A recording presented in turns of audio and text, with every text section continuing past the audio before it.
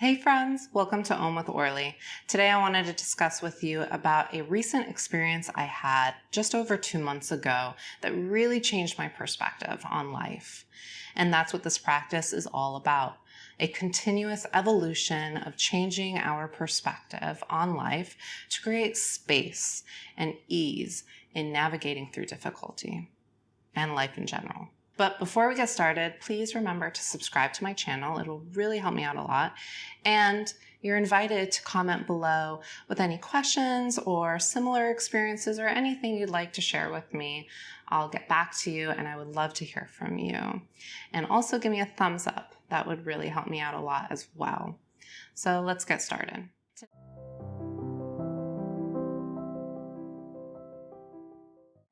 Today I wanted to talk to you about how we don't have choice over the biases that occur within us. We don't have choice about how we were born and the life that's happening around us. We just don't. And mostly, we don't have to be at the mercy of these happenings. We have agency to choose and can choose agency. When I began this journey years ago, I misunderstood this concept. You have choice. I thought you could choose to will your life perfect, to make happenings go away, or make what's inside my head happen. No. The choice we have to notice on purpose what is here and to be kind to what is here, even when it is resistance that is here. I've always wished to be less anxious. As I began my practice, I attempted to choose otherwise. In the Yoga Sutras, they say, when you have a bad thought, replace it with a good thought. And this can be helpful at times. I use that and other tools that I've misunderstood to will myself into someone that I just wasn't.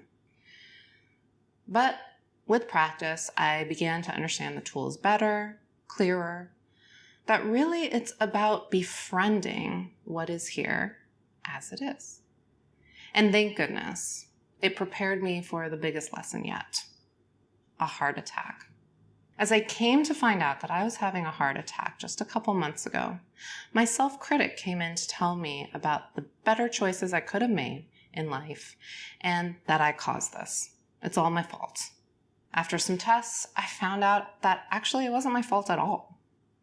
There was no blockage from bad nutrition or anything. I was born with, get ready for this medical jargon, scimitar syndrome with congenital hypoplasia of the right lung and partial anomalous pulmonary venous return of right lung to suprahepatic IVC and dextroposition of the heart, among some other physical ailments. That's a lot of medical jargon. Simply put, my heart and lungs don't pipe correctly to each other, causing them to really work hard.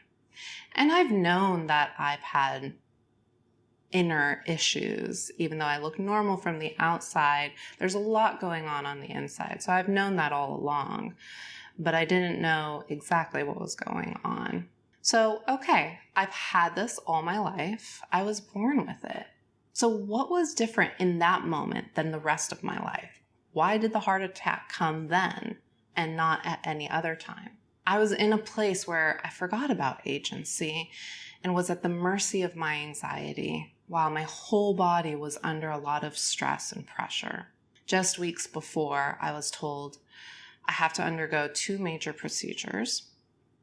I became buried in the heaviness of that news and couldn't see my way out. Less than a week before, I got my second vaccine of the COVID vaccine and my body went through hell. In those terrifying moments of having a heart attack, I reminded myself to choose to notice the bed below me, holding me.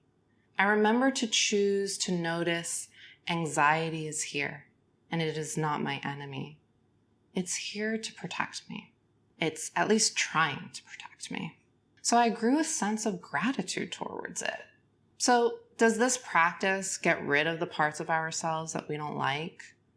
Most likely no, but it does teach us, if we allow it, to be kind to ourselves just the way we are. So why practice then, you might ask? What's the point if we're not going to change the things we don't like? Well, because if we learn to be kind to ourselves just the way we are, then we learn that there's nothing to change. And that is the change.